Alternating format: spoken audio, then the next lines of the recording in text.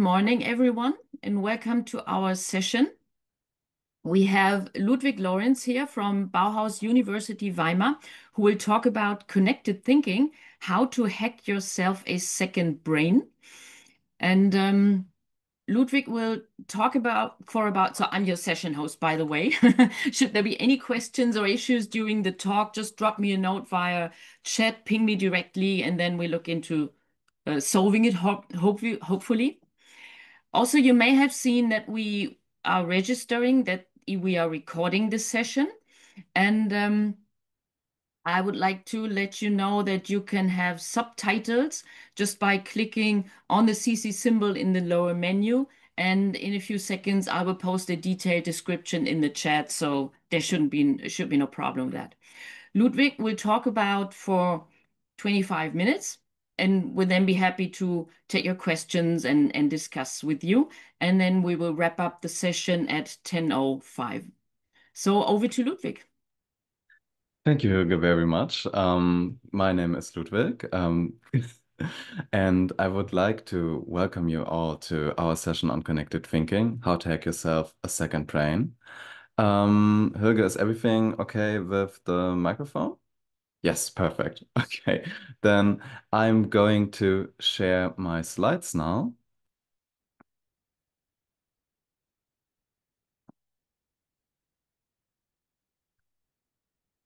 Yes, and you should be able to now see my slides and my screen.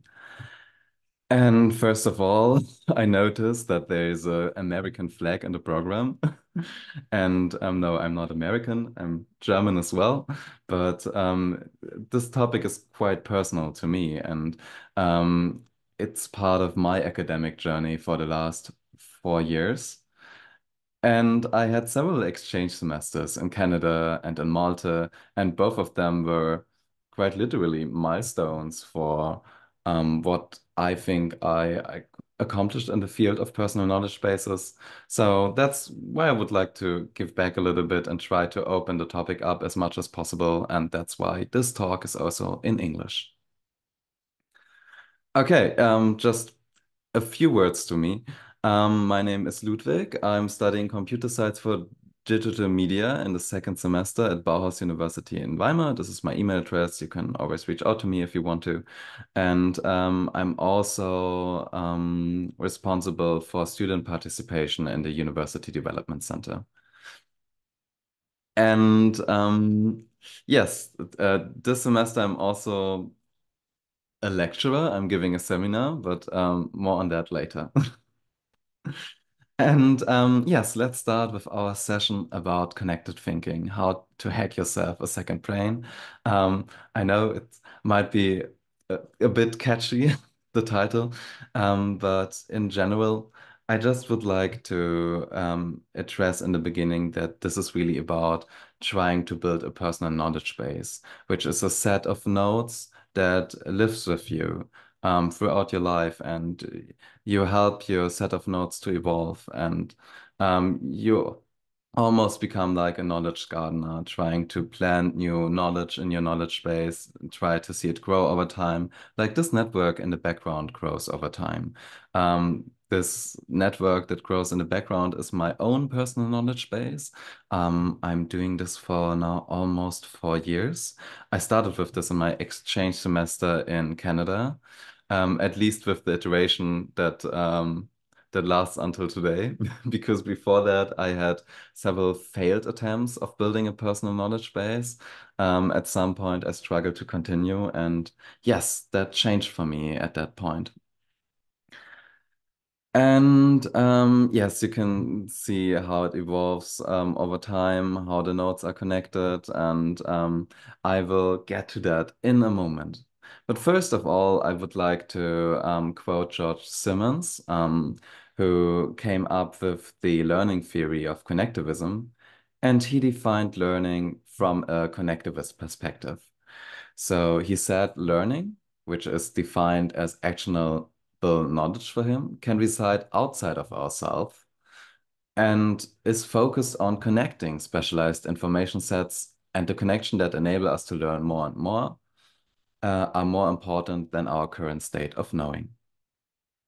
So George Simmons really put the focus on making connections between the knowledge. Knowledge itself is not really valuable as long as you're not able to connect it with previous knowledge that you already have. And I think that's what makes us humans special, that we are able to connect concepts that are related but might be from very different fields. And this allows us to come up with new ideas. So that quote really resides with me. And going forward, I think that a lot of our conversations that happen during the University Future Festival, but also many other conferences, are really looking at the relationship of lecturers or academics, teachers, and students. So what is happening in between? How can we enhance the process of bringing the knowledge from the expert, from the teacher to the student that is able to learn, and also the relationship back from the student to the teacher. But a lot of the time, we don't really focus on what happens for the student because, for example, me as a student, I have a lot of things happening outside of lectures. I have to structure my notes. I have to, of course, do lecture notes, seminar notes, but also do project documentation. I have volunteer stuff. I have meetings. And possibly in all of those spaces, I want to apply the knowledge that I learn. So hence, that's why we talk today about personal knowledge bases. By the way, just one side note, if you have any questions, please put them in the chat. We will have time at the end to address them. So this is our outlook for today. I will structure it in three small sections. The first section is about personal knowledge bases. The second section is about automating knowledge connection. And the third section is about how to enable students with all the knowledge that we learned from this little session today. What can we do with that? But first start with personal knowledge bases. And this is a personal mind map for me that at least I came up to structure all the related topics to personal knowledge bases. First of all, there is a computational axis and a cognitive axis. And for me, on the computational side, definitely there are topics like live logging, but also privacy and security, because you're essentially storing all the data, all the information that is personal and that is related to you at one central space. But also computational knowledge, we will have a short glimpse on that today. And also cognitive biases, which actually determine how we process the knowledge that we get. On the other side, on the cognitive spectrum, there are theories like the extended mind, which is similar to the learning theory of connectivism in the way that both state that cognitive processes can reside outside of ourselves, for example, in a notebook. And there's also a lot of structuring philosophy around how to perfectly structure a personal knowledge base. To be honest, there's a huge industry out there. Where YouTubers and bloggers try to come up with the perfect system and sell it to you. I personally don't think that there is no perfect system, and that is something that you have to iteratively explore. And there's also the ethos of learning in public. So if you already have a personal knowledge base, it's also easy to share loose ideas and maybe concepts that are not yet developed as much to the public, and then learn in a public process. And yes, a part of my journey started with him. This is Buckminster Fuller, and he came up with the Dymaxion Chronophile, which is a collection of scrapbooks by him that documents his life from 1917 to 1983. So over 60 years, detailed up to the hourly level. So he was like the Messi when it came to personal information. And I think one important quote from him is, there is no judge of what is valid to put in or not. Because in the end, priority shifts in our life, and we will never know if something becomes important to us later. So there is a need to reference or to put in as much information as you can to be as effective as possible. And what Buckminster Fuller would really like today is probably the movement of life logging, which are a community of people that record every aspect of their daily life with varying detail and with the support of digital tools. On the other hand, there is the more structured approach. You probably know about Niklas Luhmann. He was a sociologist, and from 1952 to 1997, he organized his personal knowledge in a Zettelkasten. And he referred to the Zettelkasten as a tool for thought. So he was not just writing down knowledge and archiving it. No, since all the Zettels were connected, he used the Zettelkasten as a tool to come up with new ideas and to link new ideas together. And what Niklas Luhmann would really like today are tools like Obsidian, which sparked the concept of the second brain, where personal knowledge is not hierarchically structured, but linked in a graph like a digital Zettelkasten of connected personal nodes, also associatively like neurons in our head. And just to continue the small history, in 2003, the first program that was actually um, developed, it was more like a nerdy thing, was org mode. It has this motto, your life in plain text, and it combines the outlining, task management, note taking, and even executable code blocks in a local first plain text system. It is a philosophy that is still standing today, and it is based on the GNU Emacs editor, which is completely open source. In 2007, Evernote brought the personal knowledge management to the masses. We had mainstream tagging, clipping, syncing, and it is an early second brain for many. In 2016, Notion was founded. It became very popular in the last few years, and they proclaim to be the everything app because it is so flexible that you can do everything with this layout, and it is an all-in-one workspace for notes, tasks, wikis, and databases. Yes, and it has enabled modular and collaborative personal knowledge management because you were also able to share your own notes. There's also Roam Research, which was developed in 2019. It is popularized through bidirectional links and network thought, and it has an academic key audience. And it's an important piece of software because it brought the idea of connected note-taking to the academic discourse. Then this is Obsidian. It's the software that I personally use. It was founded in 2020 as a COVID project, and it is Markdown based and local first. So that means that your knowledge is not part of a cloud, but it's part of a local folder on your desktop computer, on your laptop, on your phone. You can also sync between those folders, but the idea really is to have your knowledge personal and local first. So it's more privacy preserving. That's also the reason why I chose it. And it's very extensible via plugins, backlinking, and it has visual graph views. And it's not quite open source. There are other open source alternatives like Logseq, which was published in 2020. And it's an open source outliner with strong journaling, linking notes, and local first personal knowledge management philosophy. Yes, and last but not least, in 2025, you might heard about Microsoft Recall, which was a controversial AI feature in Windows that stores encrypted snapshots of your screen for later searchable recall.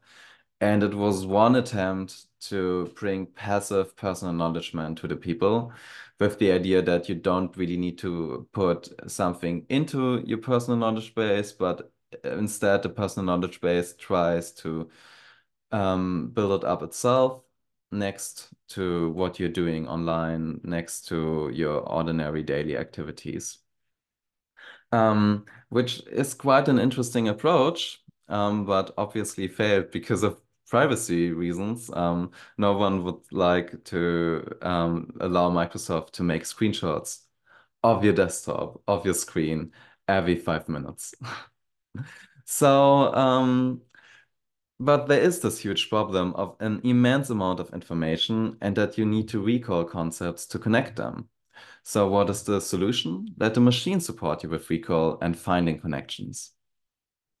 Or more precise, create a system that connects new nodes with old node bases on their meaning. And this is the demo that I came up with. So you can see the Obsidian interface, and I have this node on the mind-body problem. And I use large language models via an API to request information about that piece of content. And you can see how on the other side, it already automatically finds other nodes in my knowledge base and tries to connect them. So there's this little plant which shows you that there's already a node that is now connected to this node. For example, the concept of dualism or materialism is now connected to the concept of the mind-body problem. And I already had notes on this before, also on the node on consciousness. And there are also other nodes like body or physical attributes, and I don't have any notes on those yet. So this is also a possibility for you to click on it and extend on it, and it really improved the way how I take notes during lectures. But how does that actually work? Let's take a short look on the technical foundation. So usually you have this, by the way, if you see the sparks over there, it means I used artificial intelligence in some way to generate the content of the node. And in here you see a request. Like a request, you could ask ChatGPT, and I asked, what is my Malta student number? And the chatbot answered that obviously it can't tell me my Malta student number because it doesn't have this personal knowledge about me.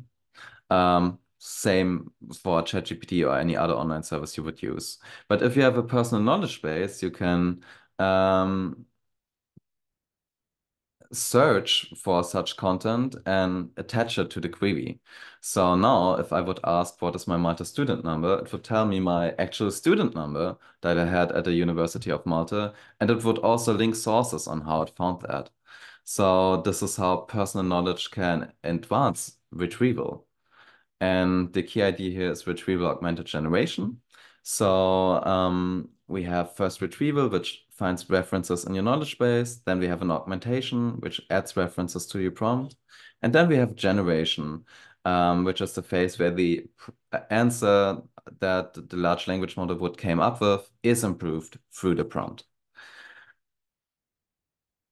But the tricky question here is actually, how do we find relevant personal notes? For example, if you would just search for studying abroad, it does not lead you to Erasmus exchange. And this is where I employed the method of semantic embedding, which is a technique that transforms data like words, phrases, images into vectors representing their semantic meaning in a continuous space. Just as an example, what does that really mean? It means that you convert text into locations like on a map. So you have a big concept map. It's not two-dimensional like this map, but it is 100,000 dimensional, more in that area. But the concept is kind of the same. And if you would encode text here, you might have some regions where football related stuff is put, but there are also other regions where more animal stuff is put, and there may be sub-regions for dogs, for cows, and for cats. And you see that feline friends say and meow, they don't really share the same words. So you can't just search for cat in any of those text snippets to get the meaning, but they share the same semantic meaning. And word embedding or semantic embedding is a technique that really allows us to put text snippets close together that share the same semantic meaning. Yes, and how is it used in the prototype? I use semantic embedding to understand how new concepts relate to already existing personal knowledge. And yes, I also already showed you the technical demo. Okay.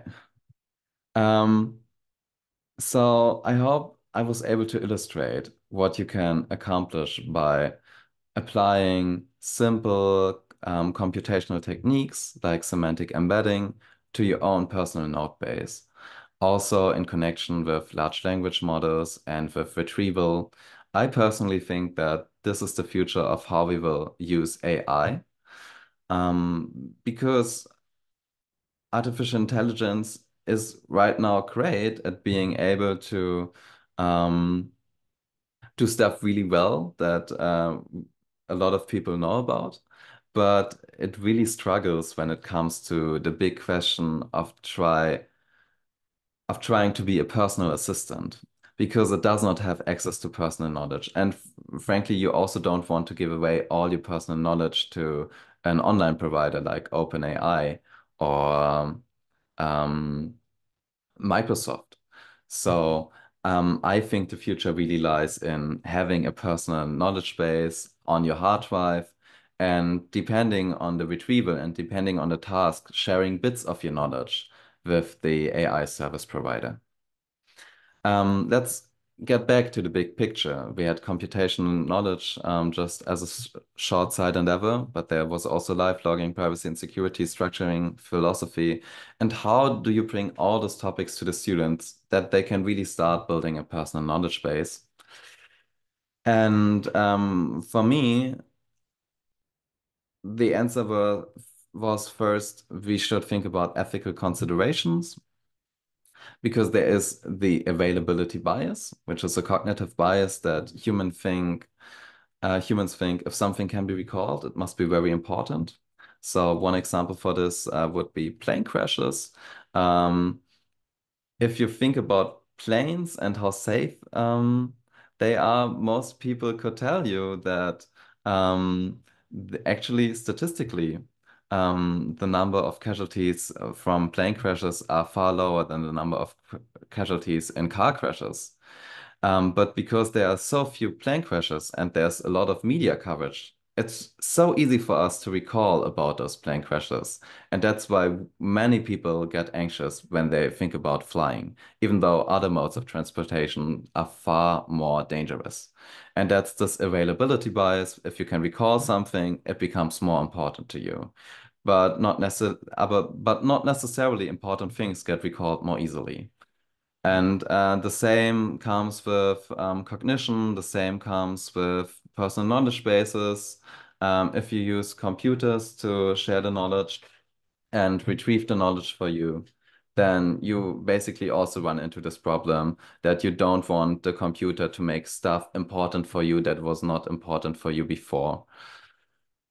So, this is a cognitive bias that we need to think of, and because there are a lot of those cognitive biases, and we are getting back to this big whole picture, I wanted to know how we can actually enable students to think about cognitive biases, think about the way to structure a personal knowledge base, and actually start building a personal knowledge base today that they can carry on through their studies and that they actually have something after the end, after they finish graduation, that they can daily use and retrieve knowledge from.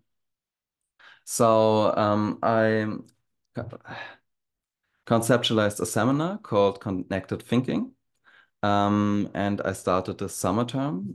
At our university, we have the options of student-led Bauhaus modules, which is a program that allows students to come up with their own seminar concepts, and they get a mentor. And with the help of the mentor, they can um, design a seminar. They can organize the seminar, and this is what I am doing right now. I'm a student, but I'm also giving the seminar. And there are also a lot of other Bauhaus modules every term, so it's a really helpful program that really allowed me to share this knowledge from my own personal studies with the students. And this is just a short overview of what we covered. We in our summer semester we talk about the history of personal knowledge management. We talk about Obsidian. The basic idea is that the students employ their own Obsidian knowledge base and try to structure it and carry on with it through the course of the studies. And we always have those three pillars of collect, curate, connect, where collect is the theoretical foundational knowledge, curate is the applying the knowledge in Obsidian in their own personal knowledge base, and Connect is sharing their own experiences with each other, because in the end every personal knowledge base is different, because every learning style is different, and because every field is different. So it's really cool to have this interdisciplinary seminar to see how it all comes together. In the second week, we talked about structure and systems. Then there's online feedback for our micro-teaching sessions, which is the assessment type of the seminar, together with the personal knowledge base that they're going to develop. Then we talk about brains and biases, and how cognition is actually how cognition is enabled through personal knowledge bases.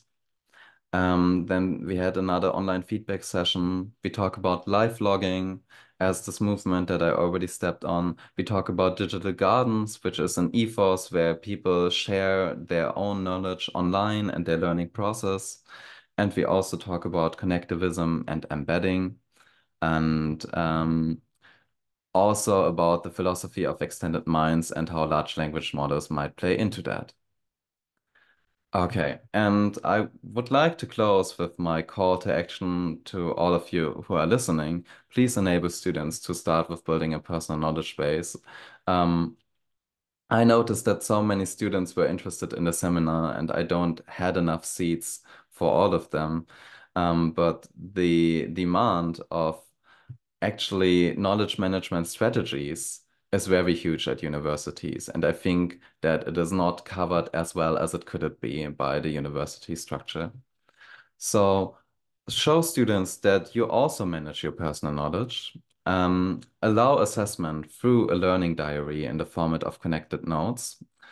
And my third call to action would be consider extracurricular options or curricular options to study knowledge management in your university. And now I would like to close with the questions. And I will get back to you, Helga.